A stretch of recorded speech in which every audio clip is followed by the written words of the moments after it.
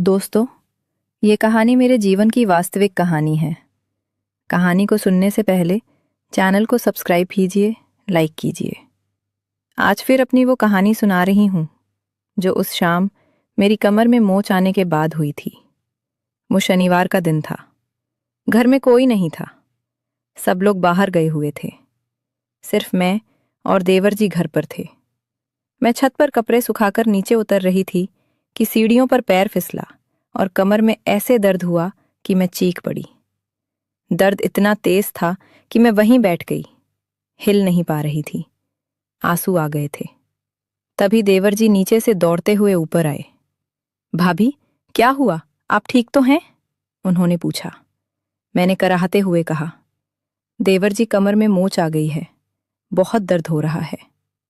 वो तुरंत मेरे पास आए, मुझे सहारा देकर धीरे धीरे मेरे कमरे में ले गए, बिस्तर पर लिटाया और बोले, आप आराम से लेट जाइए, मैं अभी कुछ करता हूं।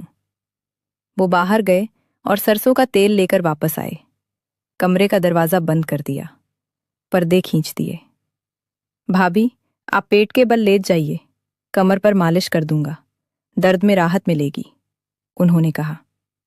मैंने धीरे से करवट ली और पेट के बल लेट गई। साड़ी का पल्लू थोड़ा सरका हुआ था, लेकिन सब ठीक था। देवर जी ने तेल की शीशी खोली, तेल गर्म करके हाथों में लिया और मेरी कमर पर लगाना शुरू किया। उनकी उंगलियां धीरे धीरे गोल गोल घूम रही थीं, कमर पर तेल फैलाते हुए, हल्का दबाव डालते हुए। जैसे ही मालिश शुरू हुई, दर्द में थोड़ी राहत महसूस होने लगी, लेकिन साथ ही एक गर्माहट भी फैलने लगी। भाभी, दर्द कहाँ ज्यादा है?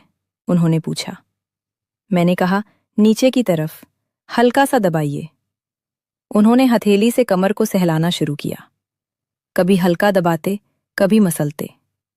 तेल गर्म था और उनकी उंगलियां नरम लेकिन मजबूत थीं। मैं आंखें बंद करके लेटी थी। दर्द कम हो रहा था, लेकिन उनके हाथों का स्पर्श कुछ और ही कर रहा था।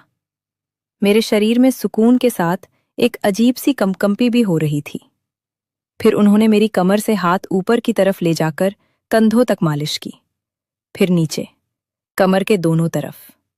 उनकी उंगलियां अब मेरी कमर के निचले हिस्से पर थीं, हल्के हल्के दबाव से मसल रही थीं।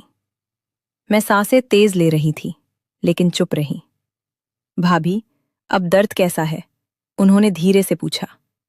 मैंने कहा, अब काफी बेहतर है, लेकिन थोड़ा और कर दीजिए। मेरी आवाज में भी एक नरमी आ गई थी। अब उनकी मालिश और गहरी हो गई। कमर से कूल्हों की तरफ हाथ फेर रहे थे। तेल से त्वचा चिकनी हो गई थी। कभी कभी उनकी उंगलियां कमर के दोनों तरफ से पेट की तरफ भी आ जाती, लेकिन सब कुछ सावधानी से। मैं सिहर रही थी, मन में उलझन थी, लेकिन उस पल में दर्द कम होने का सुकून इतना था कि कुछ कह नहीं पा रही थी।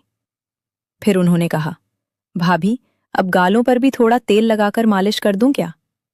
कभी कभी तनाव से गाल भी अकड़ जाते हैं। मैंने हल्का सा सिर हिलाया। वो मेरे पास और करीब आए। मैं थोड़ी सी करवट लेकर साइड पर लेट गई। उन्होंने तेल लिया और मेरे गालों पर हल्के से लगाना शुरू किया। उनकी उंगलियां मेरे गालों पर गोल गोल घूम रही थीं। माथे पर भी थोड़ा तेल लगाया और धीरे धीरे मालिश करने लगे। उनकी हथेलियां गर्म थीं और स्पर्श इतना नरम कि मैं आंखें बंद करके महसूस कर रही थी।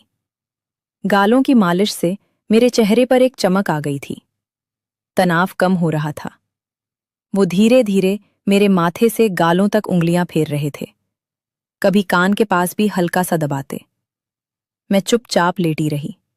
उनकी सांसें मेरे चेहरे के पास लग रही थी।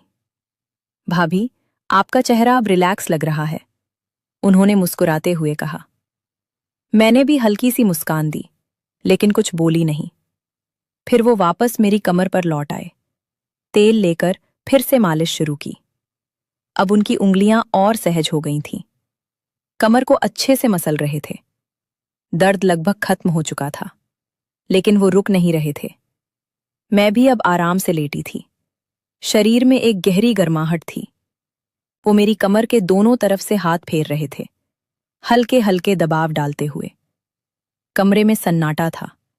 सिर्फ तेल की हल्की सी आवाज और हमारी सांसें सुनाई दे रही थीं।